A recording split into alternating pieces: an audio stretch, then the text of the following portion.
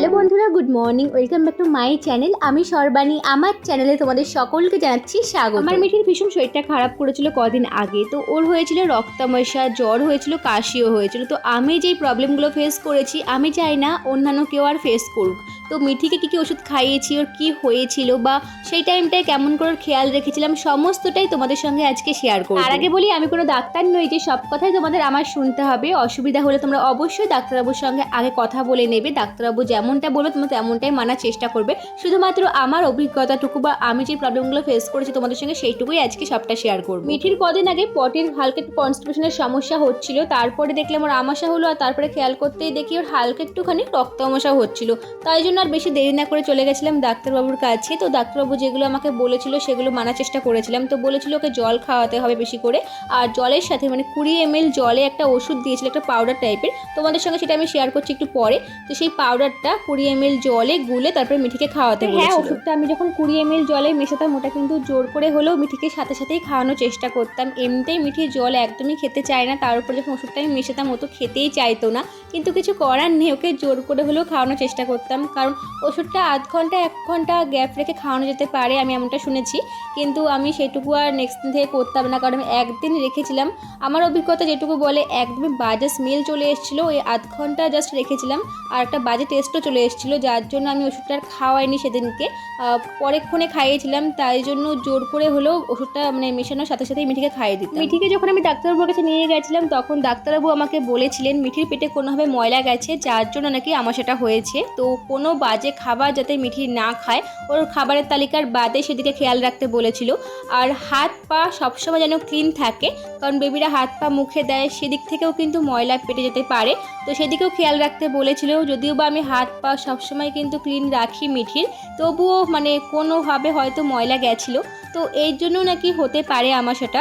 আর এখন এত গরম পড়ছে, ওয়েদার চেঞ্জ, ফুড হ্যাবিট, এদিকেও মানে খেয়াল রাখতে বলেছিল, কারণ এত গরম পড়ছে যার জন্য নাকি বেবিদের এমন সমস্যাটা হচ্ছে। একটা লক্ষণ ডাক্তারবাবু আমাকে বলেছিলেন যে বেবিদের যদি পটির কনস্টিপেশনের সমস্যাটা থেকে থাকে বা ওটা যদি দিন দিন বাড়ে, তো একটা সময় পর নাকি আমাশা দেখা দেয়। তো যার জন্য পটিটাকে নর্মাল রাখতে বলেছিলেন, যার জন্য বেশি করে জল খাওয়াতে বলেছিলেন, ফলের রস খাওয়াতে বলেছিলেন, যাতে পটিটা একদম নর্মাল থাকে সেদিকে খেয়াল রাখতে বলেছিলেন। হতে পারে মিঠির তো এমনিতেই কদিন ধরে পটি একটুখানি কনস্টিপেশনের সমস্যাটা হচ্ছিল, আমার মনে হয় সেদিক থেকেও মানে আমাশাটা দেখা দিতে পারে। যখন পেটের একটুখানি প্রবলেম হচ্ছিল আর রক্ত আমাশাটা হয়েছিল, আমাশা হয়েছিল, তো এই পাউডারটা কিন্তু 20 ml জলে মিঠিকে খাওয়াতে বলেছিল দিনে 2 বার। তো আমি ওকে সকালবেলায় কিছু খাওয়ানোর পরে একবার খাইয়ে দিতাম, আরেকবার কিন্তু রাত্রেবেলা দিকটাতে খাইয়ে দিতাম। এই দেখো, এটা কিন্তু মিঠিকে অলরেডি খাওয়ানো হয়ে গেছে, আরেক পাতা রয়েছে, এটা কিন্তু মিঠিকে আমি খাইয়ে দিয়েছিলাম পরে। আর এই ফাইলটাও কিন্তু মিঠিকে দিয়েছিল তো খাওয়ানোর জন্য, এইটাও কিন্তু দিনে 2 বার খাইয়েছিলাম। এটা 2.5 ml করে কিন্তু আমি দিনে 2 বার খাইয়েছিলাম। ভীষণই ভালো ওষুধ দুটো। তো এই দুটো কিন্তু ওই জাস্ট ওই কয়েকদিন খাওয়ানোর পরে কিন্তু মিঠির শরীর একদম ভালো হয়ে গেছিলো। তো এই দুটো ওষুধ কিন্তু ভীষণই ভালো আমাশার জন্য। তো মিঠির জন্য এই দুটো ওষুধ ভীষণই কাজে দিয়েছিল, একেবারে কিন্তু সুস্থ হয়ে গেছিলো মিঠি। তো এই দুটো ওষুধ আমাশার জন্য ভীষণই কাজে দিয়েছিল। আর হ্যাঁ, ডাক্তারবাবু কিন্তু তার সাথে সাথে বলে দিয়েছিলেন যে কোনো রকম রুটি, ফল, যদি কোনো ভিটামিন ওষুধ খেয়ে থাকে সেগুলো সমস্ত কিছু, এমনকি ফর্মুলা মিল্কটাও 7 দিন পর্যন্ত খাওয়াতে বারণ করেছিল। শুধুমাত্র ভাতের উপর রাখতে বলেছিল, আর একদম হালকা পাতলা খাবার খাওয়াতে বলেছিল। আর স্যারেলেকটাও কিন্তু বন্ধ ছিল 7 দিন পর্যন্ত। মিঠি যখন আমাশা হয়েছিল কিন্তু আমি 7 দিন পর্যন্ত ন্যাস্টম খাইয়েছিলাম, যেমনটা ডাক্তারবাবু আমাকে বলেছিলেন। তো স্যারেলেকটা বন্ধ রাখতে বলেছিলেন, ফর্মুলা মিল্কও বন্ধ রাখতে বলেছিলেন 7 দিন পর্যন্ত। তারপর থেকে নর্মাল যেমন ও খেত তেমন সব কিছুকে আমি খাওয়াতাম।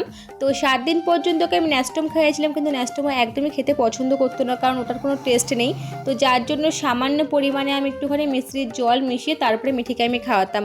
আর এমনিতেও কিন্তু স্যারেলেকটা আমি ওকে রাত্রেবেলাতেই খাওয়াতাম, কিন্তু সেটাও বন্ধ ছিল। তোমাদেরকে আগেই বললাম, একদম হালকা পাতলা মিঠিকে আমি খাবার খাইয়েছিলাম 7 দিন পর্যন্ত। চিড়া সেদ্ধও খাওয়াতে বলেছিল, তো সেগুলোই খাওয়াতাম। তো আলু সেদ্ধ ভাত বা ডালের জল ভাত, এরকম প্লেন খাবারটাই খাইয়েছিলাম, যেগুলো কিনা মিঠি একদমই খেতে পছন্দ করতো না। তো কিছু করার ছিল না, এরকম একদম হালকা পাতলা খাবার কিন্তু কষ্ট করে হলেও মিঠিকে আমার খাওয়াতে হয়েছিল 7 দিন পর্যন্ত।